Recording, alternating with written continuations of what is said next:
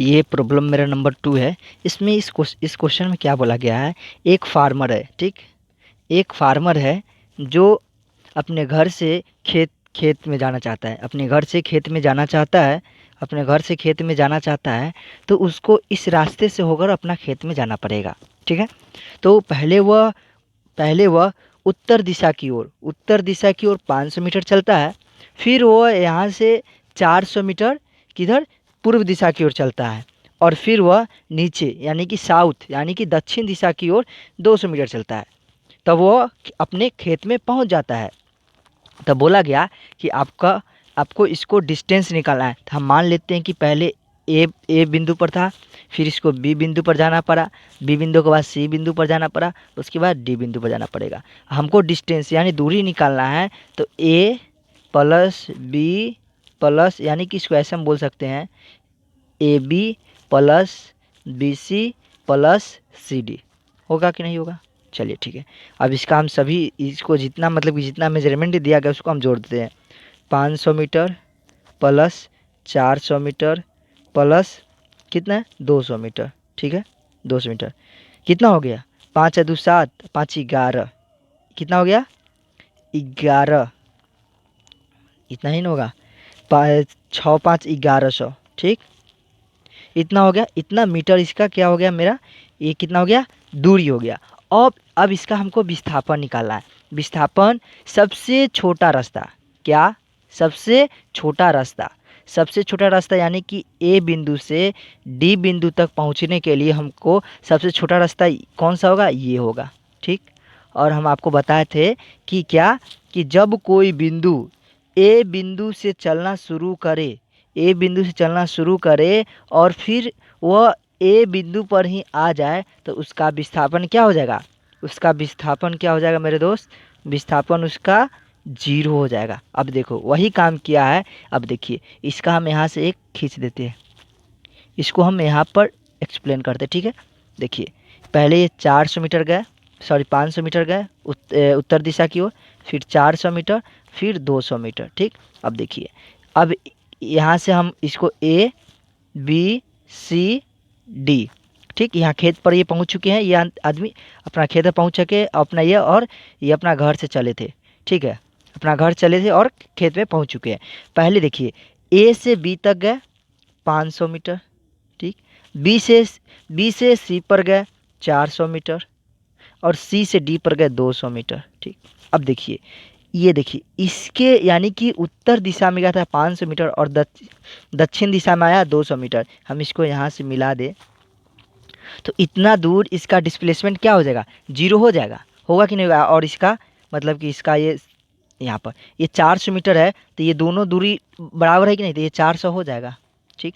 और ये पूरा 500 है, ये पूरा मेरा 500 है, तो और इसमें से ये हमको अब नहीं लेना है क्योंकि इसका डिस्प्लेसमेंट 0 हो गया, तो इसमें से 200 घटा दे, 200 घटा देंगे तो कितना आ जाएगा, हमें कितना आ जाएगा बताइए आप, 300 आ जाएगा।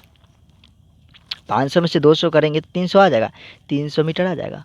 अब हमको ये भी मालूम चल गया, ये भी मालूम चल गया और ये भी, और इसका अगर जो हम ये निकाल देंगे आर, तो हमको मालूम चल जाएगा ना। देखिए अब देखिए इस त्रिभुज आपको दिया हुआ है, इस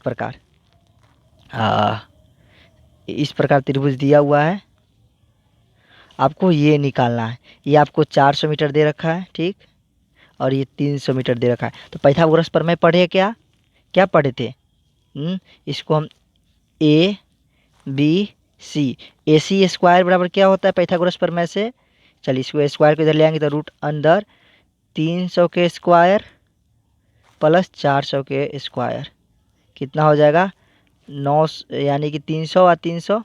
इसको अगर जो आप पूरा कैलकुलेट कीजिएगा यानी कि 30 का स्क्वायर 900 होता है, 40 का स्क्वायर 1600, फिर उसके यहाँ पर कर देते हैं 300 का स्क्वायर कितना हो जाएगा 900, यही ना हो जाएगा, प्लस 1600।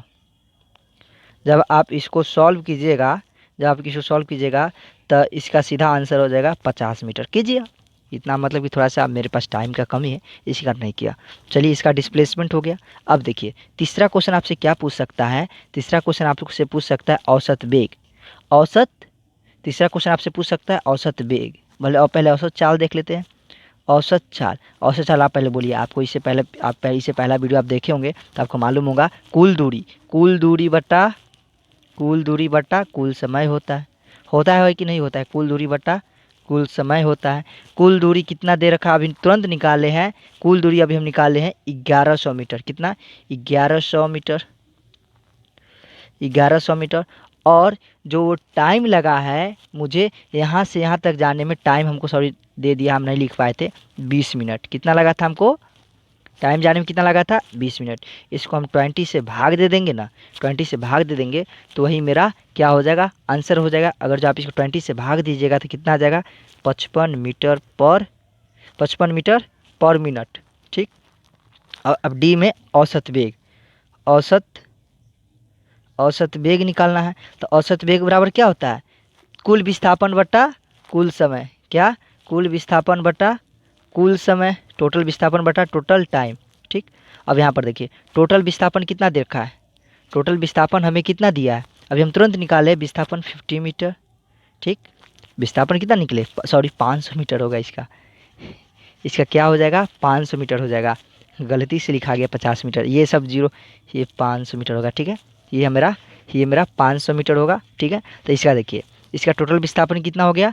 500 मीटर और टाइम 20। अब एक जीरो से एक जीरो, तो अब इसका आंसर कितना हो जाएगा आप बताइए? इसका आंसर ये हो जाएगा 25 मीटर पर मिनट। चलिए, इससे 4 क्वेश्चन आपका सॉल्व हो गया। अब देखिए आपको मैं आप 20 से 10-15 क्वेश्चन करने के बाद आपको मैं क्या दूंगा, 10 से 15 क्वेश्चन करने के बाद आपको असाइनमेंट दूंगा। वो असाइनमेंट कीजिएगा और तभी कुछ हो पाएगा। जेईई मेंस में ऐसे सिलेक्शन नहीं होता है, इसके लिए बहुत मेहनत करना पड़ता है। अभी आपको हम 30 से 40 क्वेश्चन कराऊंगा, टेंशन मत लो। ठीक है, चलिए बाय बाय, टेक केयर।